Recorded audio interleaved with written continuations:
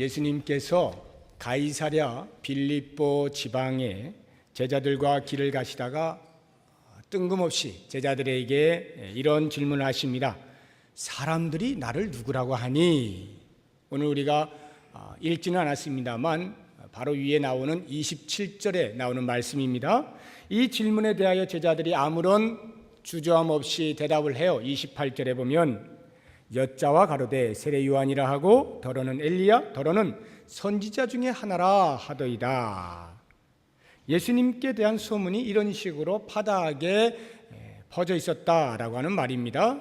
이것을 마가복음 6장 14절 이하에서는 이렇게 증명을 해주고 있습니다.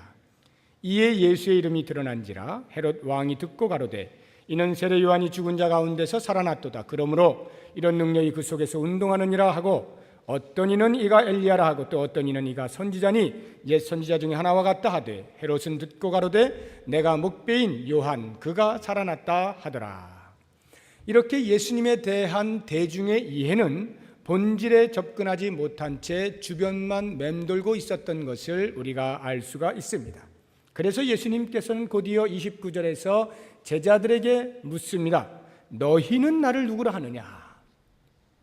대중들이 이해하고 있는 것에 대하여는 예수님께서 언급하지 아니하시고 제자들에게 동일한 질문을 하신 것으로 보아서 정작 예수님의 관심은 제자들이 어떻게 생각하느냐였던 것 같습니다. 무리들이 모르는 것이야 당연한 것 아니겠습니까? 그저 나타난 현상만 보고 판단하겠죠. 그러나 적어도 3년여 동안에 예수님과 함께 생활했던 제자들 정도라면 이제 내가 누군지 알겠지 하는 마음을 가지시고 물어보신 것입니다. 그때 수제자인 베드로가 역시나 대답을 하는데 29절 하반절에 주는 그리스도십니다 이렇게 대답을 하는 거예요. 너무나 단순하였지만 아주 정확한 대답이었습니다. 병행 구절인 마태복음 16장 16절에는 주는 그리스도시요 살아계신 하나님의 아들이십니다 이렇게 기록이 되어 있어요. 이 대답은 기독교의 근간을 이루는 가장 중요한 핵심 부분, 중요한 내용을 담고 있습니다. 그리스도는 메시아라고 하는 이 히브리어를 헬라어로 번역한 거예요.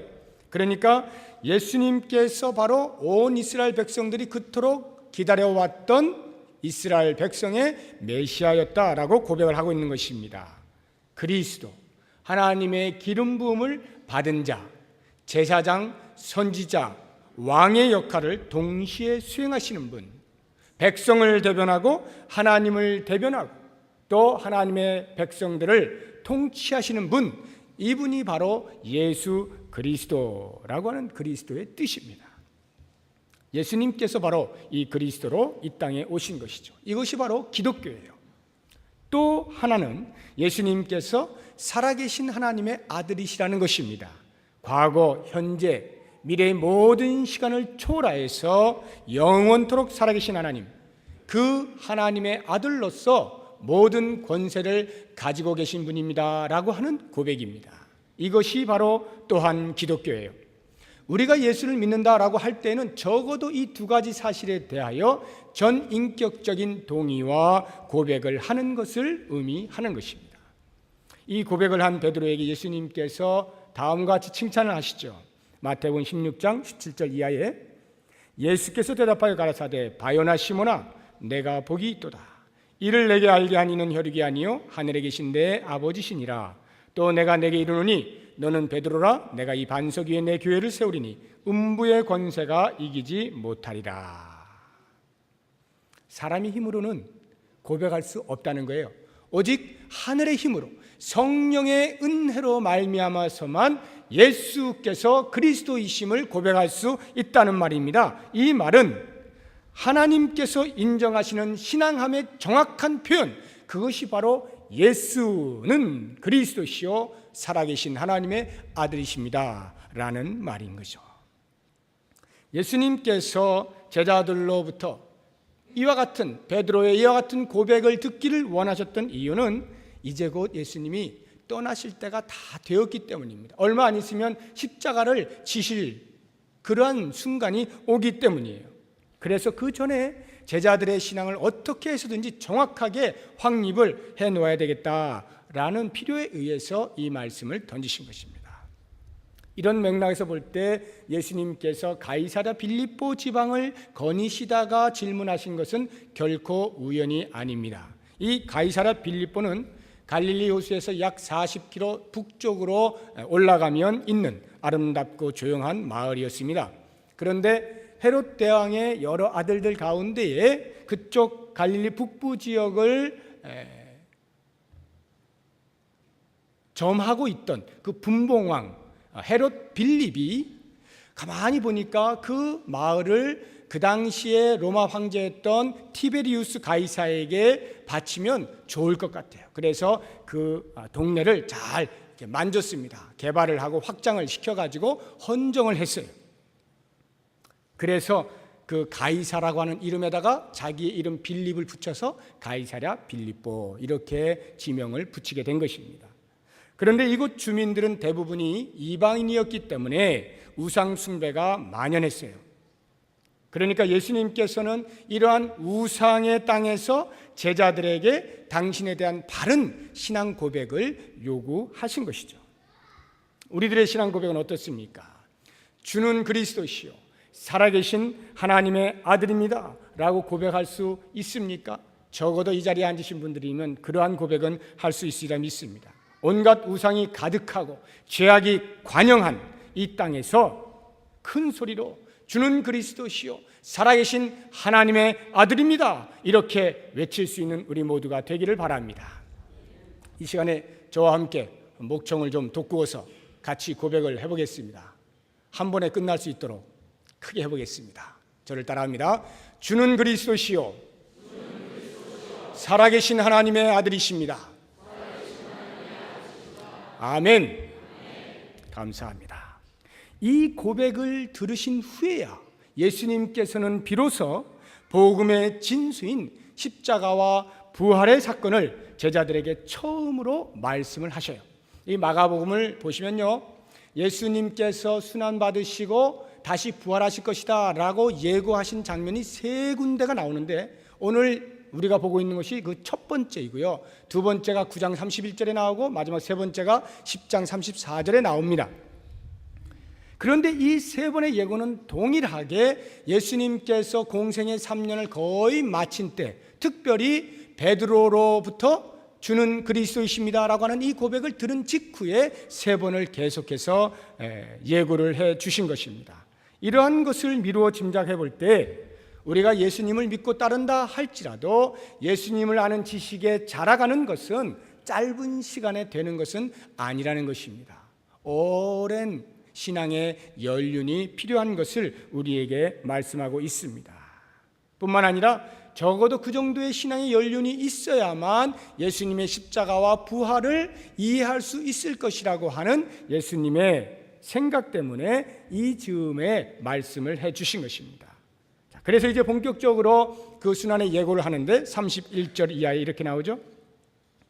인자가 많은 고난을 받고 장로들과 대제사장들과 서기관들에게 버림받아 죽임을 당하고 사흘 만에 살아나야 할 것을 비로소 저희에게 가르치시되, 비로소라고 하는 이 말이 곧 베드로가 이 고백을 하고 나서야, 베드로의 신앙 고백을 듣고 나서야 이런 말입니다.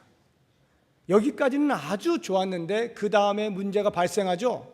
32절 하반절 보시면 베드로가 예수를 붙들고 간하매 이렇게 나옵니다. 마태복음 16장 22절을 보면 조금 더 첨가해서 말씀하는데 베드로가 예수를 붙들고 간하여 가로되 주여 그리 마옵소서, 이 일이 결코 주에게 미치지 아니하리이다. 바로 이 부분에서 이제 예수님과 제자들 사이에 큰 간격이 있는 것을 볼 수가 있습니다. 예수님은 베드로의 고백을 듣고 나서 아하, 이제 이 정도면 내가 구속사역하는 내용에 대해서 말해도 알아들 수 있겠구나 라고 생각을 하셨는데 그 다음에 나오는 베드로의 반응이 너무나 의외였기 때문에 상당히 당황을 하셨을 것입니다. 그러나 반대로 베드로의 편에서 생각을 해보면 예수님의 죽으심에 대한 예수님의 그 언급은 가히 충격적이었다 해도 과언이 아닐 것입니다. 왜냐하면 예수님께서 돌아가실 것에 대해서 베드로는 단 한 번도 생각해 보거나 상상조차 하지 않았기 때문입니다. 그것도 평소에 예수님께서 언제나 코를 납작하게 만들어 놓았던 장로들, 대제사장들, 그런 서기관들, 바로 그 사람들에게 버림받고 죽임을 당한다고 말씀을 하시니까 도저히 이해가 안 되는 거예요. 어이가 없는 말씀이었던 거죠. 베드로의 생각에는 예수님께서는 당연히 그들을 탁 누르고 정치적인 메시아로 우뚝 서실 것에 대한 기대감을 가지고 있었던 것입니다. 그래서 베드로가 강력하게 말하죠. 주여 그리 마옵소서. 이 일이 결코 주에게 미치지 아니하리이다. 베드로가 예수를 붙들고 간하되라고 하는 이 말 속에서 우리는 아주 간절히 애타게 이렇게 말하는 것처럼 느껴지는데, 물론 그 의미도 있겠지요. 그러나 좀 더 구체적으로 보자고 하면은 이 말은 이런 거예요. 그냥 그 자리에서 펄쩍펄쩍 뛰는 것입니다. 그리고 마치 꾸짖듯이, 책망을 하듯이 그렇게 항변을 하는 말이에요. 주님, 그게 말이나 되는 소리입니까? 어떻게 그런 말을 할 수가 있습니까? 제가 그렇게 때가 돼서 그냥 돌아가실 분, 그런 분을 내가 쫓아다녔다고 생각하십니까? 천만의 말씀입니다. 절대 예수님은 돌아가실 수 없습니다. 만약 그런 일이 생기면 제가 다 막아드리겠습니다. 그러니 염려하지 마시고 주님께서는 그저 제가 생각하고 있는 그 주님으로 계십시오 라고 지금 말을 하고 있는 거예요. 이것이 바로 결코라고 하는 말의 의미입니다. 이 말을 들으신 예수님께서 얼마나 아찔하셨겠어요. 아니, 이 말이 지금 방금 전에 그 신앙 고백을 하던, 주는 그리스도시요 살아계신 하나님의 아들입니다, 이 고백을 하던 그 베드로가 맞나? 라는 생각을 하셨을 것입니다. 믿겨지지 않았겠죠. 그래서 예수님께서는 그 순간에 이거 여기서 정확히 짚고 넘어가지 아니하면 이 엉뚱한 생각 계속 가겠구나 싶어서 딱 잡아서 말씀하시는데, 베드로뿐만 아니라 모든 제자들을 탁 돌아보시면서 꾸짖어 말씀하시죠. 33절에 예수께서 돌이키사 제자들을 보시며 베드로를 꾸짖어 가라사대, 사단아 내 뒤로 물러가라. 내가 하나님의 일을 생각지 아니하고 도리어 사람의 일을 생각하는도다. 베드로뿐만이 아니라 제자들 전체를 돌아보고 꾸짖어요. 왜냐하면 베드로가 대표해서 말을 했지만 지금 그 말, 절대로 당신 돌아갈 수 없어요 라고 하는 그 말에 모든 제자들이 암묵적으로 동의한 것이기 때문에 예수님께서 다 같이 놓고 지금 말씀을 하시는 것입니다. 너희들 지금 헛다리 짚고 있는 거야 라고 말씀하시는 거죠. 그리고는 그 제자들 향해서 직격탄을 날리시는 거예요. 너희가 만약 내가 가는 길을 막는다면 그것은 곧 하나님의 하시는 일을 대적하는 것이기 때문에 너희들은 사단일 수밖에 없다라고 하는 거예요. 비록 수제자였지만 당시 그의 생각은 극히 사단적이었습니다. 왜냐하면 하나님의 일을 생각지 아니하고 사람의 일을 생각하고 있었기 때문입니다. 예수께서 고난당하시는 것을 견딜 수 없어서 그 충정심에서 나온 것 몇 프로 있겠죠. 그러나 정말 베드로의 그 속내를 들여다보면 그것은 예수님과 함께 좌의정 우의정 차지해야 될 자신의 자리가 없어질 것에 대한 불안감, 그 이상 아무것도 아닌 것입니다. 우리는 예수를 믿으면서도 정작 예수님에 대해서 잘 알지 못한 채 혹시 나의 생각으로 예수님을 가두거나 조정하려고 하는 실수를 하지는 않는지 모르겠습니다. 예수님께서 나에게 원하시는 것이 무엇일까에 대한 관심보다 내가 나의 것을 얻는 데 필요한 예수님으로 둔갑을 시키는 거기에 열중하지는 않는지 모르겠습니다. 예수를 믿는데 무슨 고난이냐, 예수를 믿는데 왜 죽음이냐라고 의아해 하실런지도 모르겠습니다. 예수만 믿으면 한몫 잡을 수 있다라고 오늘날 많은 교회들이 지금까지 가르쳐 왔기 때문에 이것은 우리들의 마음속에도 아마 동일하게 생각이 들지 모르겠어요. 그러나 여러분, 예수를 믿는다라고 하는 것은 잡고 있던 한몫조차도 때로는 놓아야 할 때가 있는 것을 알아야 합니다. 한국교회 강단은 바로 그것을 가르쳐야 합니다. 이것이 예수님의 가르침이셨어요. 예수를 따르는 자의 길, 제자의 도, 그것이 어떠해야 할 것임을 예수님께서는 34절에서 분명하게 말씀하고 계십니다. 무리와 제자들을 불러 이르시되 아무든지 나를 따라오려거든 자기를 부인하고 자기 십자가를 지고 나를 좇을 것이니라. 아무든지 나를 따라오려거든 자기를 부인하고 자기 십자가를 지고 나를 따라야 한다라고 하는 것입니다. 여기에 아무든지 나를 따라오려거든이라고 하는 말을 정확하게 번역을 하면 나를 따라오기를 원하는 사람은 누구든지 이런 말이에요. 다시 말하면 이 따르는 자의 강렬한 소망, 희망, 의지 이런 것들이 그 속에 들어있는 것입니다. 무슨 말이냐 하면요, 우리가 예수 그리스도를 믿을 때 거기에 우리의 할 일은 전혀 없었습니다. 오직 전적인 하나님의 은혜로 위로부터 밖으로부터 온 구원이었습니다. 그 구원을 우리가 받아 누린 거예요. 이것을 칭의라고 말합니다. 의롭다고 칭해 주셨어요. 전적인 하나님의 은혜입니다. 그러나 그렇게 은혜를 받아서 구원의 자리에 이른 사람이 이제 구원받은 사람답게 살고자 할 때 거기에는 보다 더 적극적인 우리의 자유의지가 발동되는 것임을 잊어서는 안 됩니다.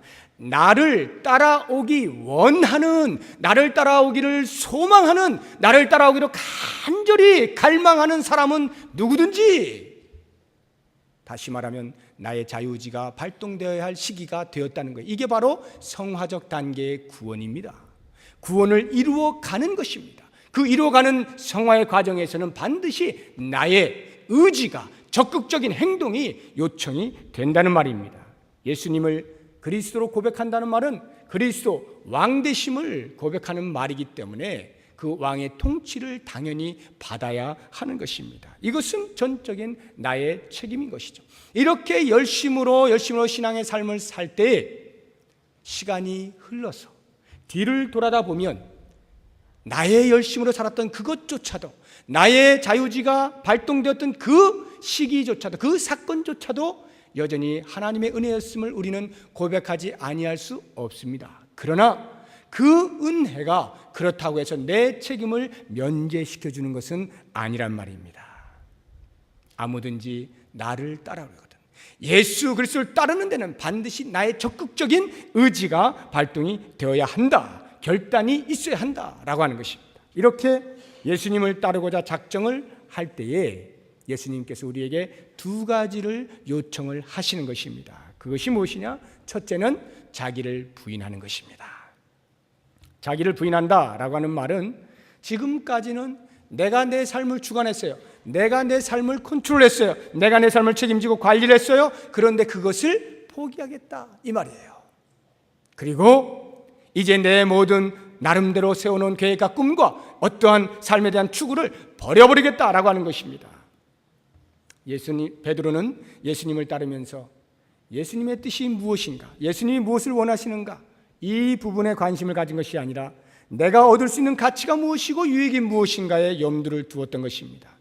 예수님께서 십자가에서 죽임을 당하고 3일 만에 다시 부활하실 것에 대해 말씀하실 때 베드로의 입장에서는 그것을 말려야 하는 것이 너무나 당연했죠. 그러면 자신이 예상했던 대로 진행이 되지 않기 때문에 그렇습니다.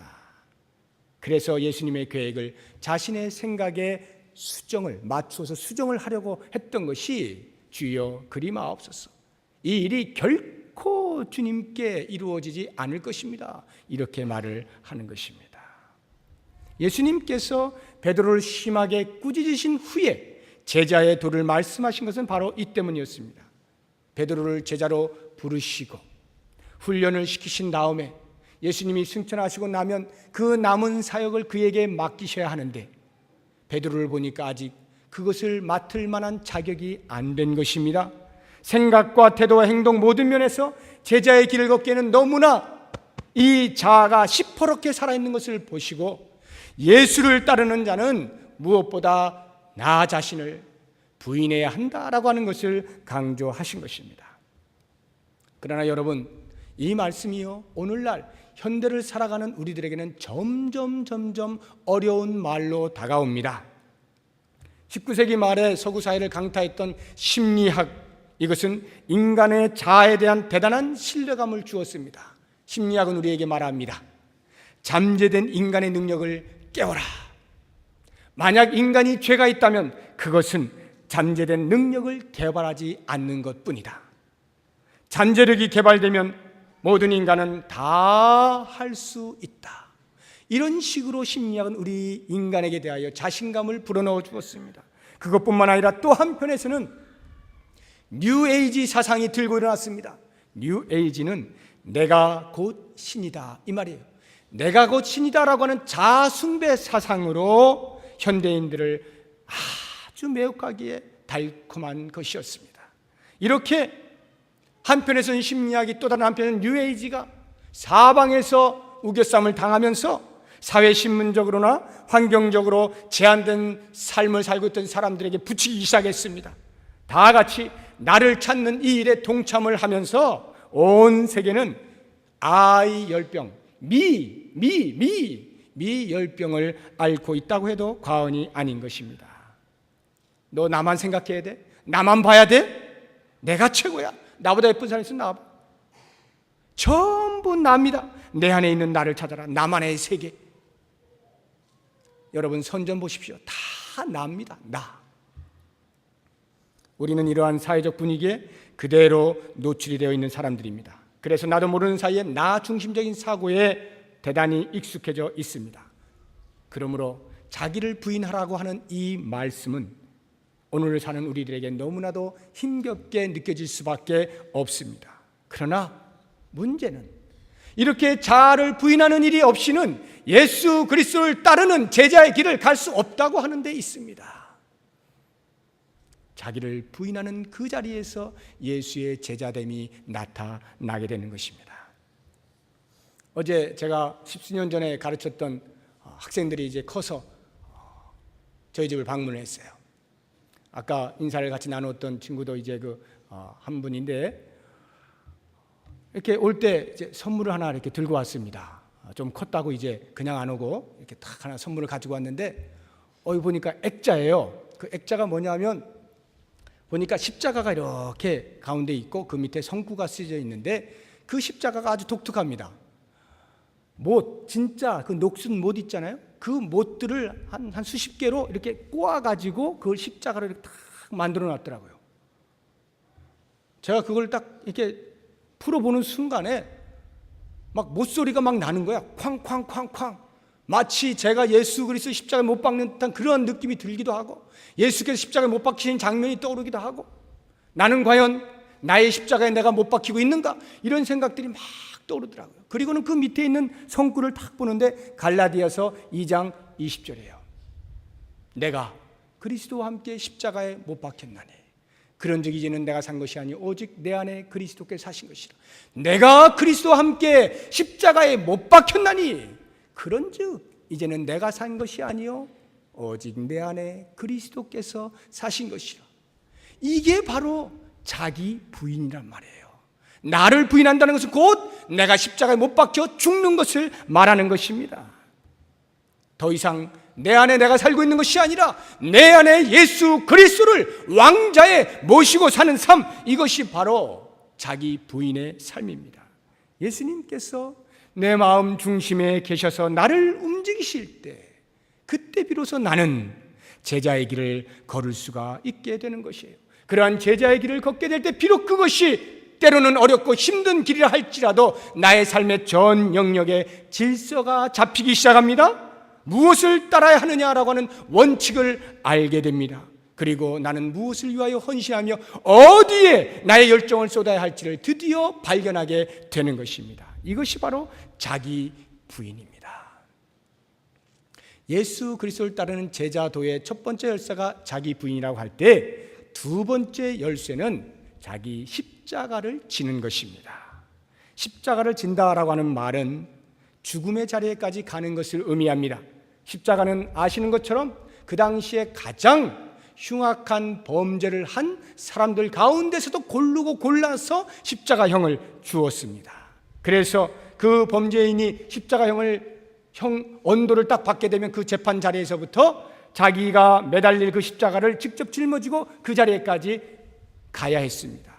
가는 모든 길 가운데에서 많은 사람들에게 손가락질을 받고 침을 뱉고 저 나쁜 놈, 저 흉악한 놈, 온갖 모독을 다 받는 것이죠. 그러니까 자기 십자가를 지라라고 하는 말은 죽어라 이런 말이에요. 죽는 자리에 가라 이런 말이죠. 예수님을 따른다는 것이 죽음을 의미한다라고 할 때 과연 그것이 무엇을 말하는 것입니까? 오늘 우리가 과연 죽는다는 것이 무엇입니까? 어떻게 하는 것이 내 십자가를 지는 것입니까? 예수 그리스도를 위하여 나의 전생애를 드리겠다라고 작정을 하는 것이죠. 예수 그리스도를 따를 때에 혹시 내 앞에 죽음이 가로막고 서서 너 예수 그만 따라가 라고 할 때 그러한 자리에조차도 흔들리지 아니하는 것을 말하는 것입니다. 죽음도 방해할 수 없는 것, 이것이 바로 자기 십자가를 진다는 말이에요. 과거 로마의 박해 시기에는 수많은 그리스도인들이 죽음 때문에 예수 따르기를 포기하는 일이 없었던 것을 우리는 잘 알고 있습니다. 사자의 밥이 되는 그 순간에도 절대로 놓을 수가 없었죠. 예수를 따른다는 것은 한마디로 일사각오의 신앙이었습니다. 불과 1세기가 못된 시간에 우리나라에도 이와 같은 순교의 피는 얼마든지 있었습니다. 순교를 불사했던 우리의 신앙의 선조들은 자기 십자가를 진다라고 하는 말의 의미가 무엇인지를 정확하게 알고 있었을 것입니다. 그리스도께서 지신 십자가를 따라 내 몫의 태인 십자가를 지는 것, 이것이 바로 그리스도인이 감당해야 할 마땅한 짐인 것입니다. 오늘날 우리는 예수를 따른다라고 할 때 과연 내게 지어진 십자가를 내가 지고 있는가 돌아볼 필요가 있습니다. 아니, 그것 이전에 먼저 내게 지어진 십자가가 있느냐라고 하는 것부터 알아보아야 합니다. 무엇이 과연 내가 진 십자가이고 무엇이 과연 내가 지고 있는 십자가인가? 무엇이 나로 하여금 예수 믿는 것 때문에 포기하게 만드는가? 그것이 바로 나에게 십자가일 수 있는 것입니다. 이렇게 내 몫의 태인 십자가를 지고 갈 때 여러분, 그 끝이 결코 죽음이 아닙니다. 죽음으로 끝나는 것이 아닙니다. 35절을 보시면 우리들에게 대단한 역설을 말씀하고 있습니다. 누구든지 제 목숨을 구원코자 하면 잃을 것이요 누구든지 나와 복음을 위하여 제 목숨을 잃으면 구원하리라. 무엇을 말합니까? 십자가의 끝이 죽음이 아니란 말입니다. 십자가는 부활의 소국이란 말이죠. 영원한 영광을 위한 일시적인 고난이란 말입니다. 그래서 우리는 날마다 나의 십자가를 지고 가는 것이 마냥 힘들기만 한 것이 아닌 것입니다.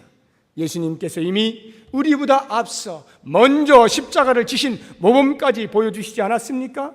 이 짧은 세상의 목숨으로 영원이라고 하는 시간의 영생을 살 수만 있다면 이 땅에서 내게 지어진 십자가를 지는 것은 사실 아무것도 아닌 것이죠. 이와 같이 이 땅에서 내게 지어진 십자가를 지고자 할 때는 반드시 기억해야 하는 것이 있는데 그것이 바로 저 천국이 나의 것이라는 거예요. 내가 천국을 소유한 자 하는 것입니다. 이 하늘의 소망, 내세관이 분명하지 아니하면 십자가를 지기는 쉽지가 않습니다. 곧 오실 주님을 바라보시고 천국의 입성을 고대하실 수 있을 때 비로소 이와 같은 종말의 신앙이 이 땅에서의 욕심을 버리게 만드는 것입니다. 기꺼이 자신을 부인하고 내 십자가를 질 만한 이유를 거기에서 발견할 수가 있게 되는 거예요. 이와 같이 천국을 소유한 자로 하늘을 소망하며 기대하며 사는 그 사람, 그가 가는 그 길에는 절대로 이 세상이 감당치 못해요. 이 세상이 가로막질 못합니다. 이 세상은요 슬금슬금 피하게 돼 있습니다. 천성을 향하여 걸어가는 그 발걸음에는 그 누구도 방해할 수가 없어요. 왜요? 죽음조차도 갈라놓지 못하기 때문에 그렇습니다. 이것이 바로 제자도예요. 사랑하는 여러분, 비록 우리가 현대를 사는, 나를 부인하고 내 십자가를 진다는 말의 의미가 너무도 멀리만 느껴지는 현대를 살고 있다 할지라도 내 삶에서 좀 더 구체적으로 다시 한번 제자도를 곰곰이 생각하시면서 예수 그리스도가 걸어가신 그 십자가의 길을 나도 온전히 쫓겠다라고 하는 놀라운 고백을 할 수 있는 복된 시간이 되시기를 바랍니다.